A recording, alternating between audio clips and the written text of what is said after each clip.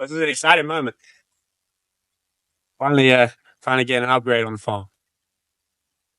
But this thing weighs 3,000 pounds. Doesn't make up time. Doesn't make up time. I'm in. All right. Yeah, so we got to get a 3,000 pound product and take it off the back of that truck. And our tractor can only barely pick up 2,000 pounds. So it's gonna be fun. See how we do it.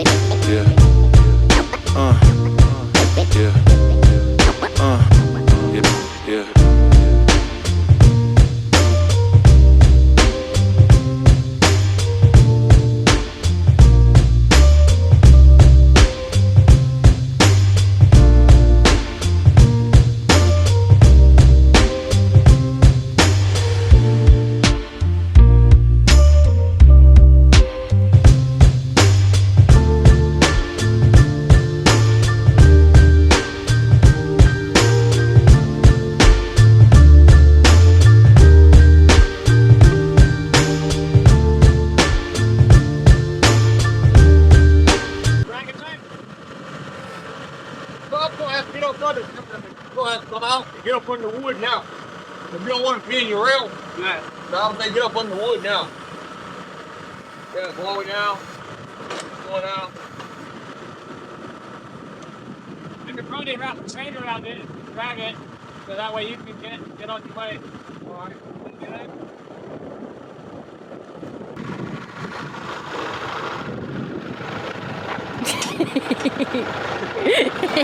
That wasn't my fault. You spit right down in front of the camera. Well, you told me to do different angles. Sorry, that was really funny. Make sure it's a red box? Yeah. I want to make sure the box is red. Well, it's red. Okay. The lighting's cool. From where I was, but not what I was filming. You're micromanaging me. I'm trying to get it right. I'm filming you micromanaging me. Alright, it's difficult to work with. Stand right here. There's a shadow. I can't see your face from your hat. Take your hat off. Perfect. Alright, so what we're going to be doing is we're going to take this coop out all the way to the field out there just past the sheep. So unfortunately I might have to drag it because it's too freaking heavy right now. Keep it stationary. Well, I was telling them where you were going. I know, but you film me talking, and then you film that, and then I put an overlay. Who knows what? Well, I haven't had any training. Yeah, I'll explain what it is first. I guess that kind of 2 minutes back. All right, so this right here is our brand new chicken coop for our meat birds. So it's a 20 by 40 foot coop. So we're completely getting away with doing the small individual coops, the 11 by 11 Salatin style coops, and we've decided to make things a little bit more efficient. And we're going to get one giant coop that will hold about 400 plus birds. So, yeah. So right now, what we're going to have to do is, because it's too heavy to pick up, we're going to have to drag it all the way out to those pastures out there, and we're going to build it right there on the pastures, so we don't have to mess with picking up anymore. So, Tell them about repurposing the Salatin coops. okay. And with the Salatin coops, we're not completely getting rid of them. With our small self-processing group, we're going to be using them. So we're going to have 50 and 50 birds in each. So each coop, 2 coops at a time, and they're going to be out on our rented land that we have, which is just about 15 acres. They'll live there, consistently keeping the group separate.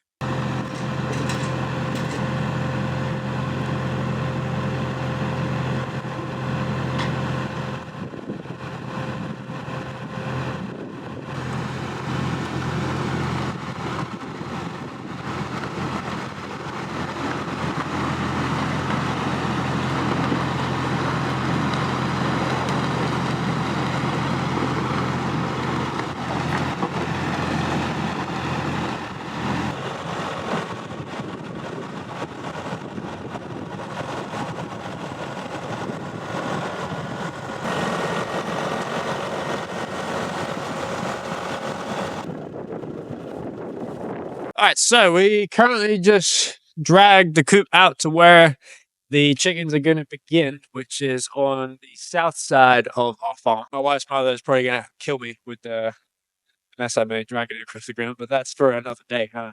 We'll worry about that later on. Let me just kind of explain to you what this coop is. So this right here is a 20 by 40 foot broiler coop or meat bird coop. And basically, if you've been following us for the last 4 years, you know that we've been using the Salatin style tractors, which for those who don't know what the Salatin style tractor is, it's a 11 by 11 or 12 by 12 wood, or what we used was a PVC pipe coop that basically was able to be pulled by hand. Now, while those style are awesome, starting your meat bird venture out, as you begin to grow, it does get extremely exhausting and pretty much just massive back-breaking work. All right, and to give you an idea on what our old coops looks like, I'm gonna go show you right now. So these were our original broiler coops that we used through 2021 through till 2024. So you can't really see all of them right now, but we've got six out here right now, which is what we used all through last season. So we were holding about 60, 65 birds in these coops. Honestly, it's a max amount of birds comfortably, you know, that you could probably hold is probably about 50 to 55. Sometimes we even had 70 in each coop, and it was too much. There was too many birds in there. It's very difficult to raise birds in these coops in the middle of the summer, especially where we are in Southeast North Carolina. And it gets to like 90, 95 degrees in July and 100% humidity. Those birds just aren't gonna eat, they aren't gonna grow, they're not gonna be happy. So we learned that the hard way, unfortunately. But that's another reason kind of why we decided to go to this bigger structure, because it means that we can raise birds all through the year. Because last year we had to take a hiatus in July and August because it's, like I said, it's just too hot to raise birds in these coops. But now we have this big 20 by 40 foot coop. It's gonna be about 6-7 feet tall. Hot air is going to be able to rise a lot more. There's going to be a lot more airflow. They're going to have more room. We're even be able to let them roam outside the coop. We're about week 6, week 7. So overall, the birds' health, well-being, happiness is just going to be so much better. So although it was a little bit more expensive to invest in this big coop, in the long run, just when it comes to the happiness of the birds, the efficiency of the work, it's going to be so much better. At the end of last year, when we came up with our plan for the 2025 season, we kind of all came to an agreement that the small coops just weren't really going to work for us if we were wanting to scale our operation. So that's why we decided to get the 20 by 40 foot chick coop.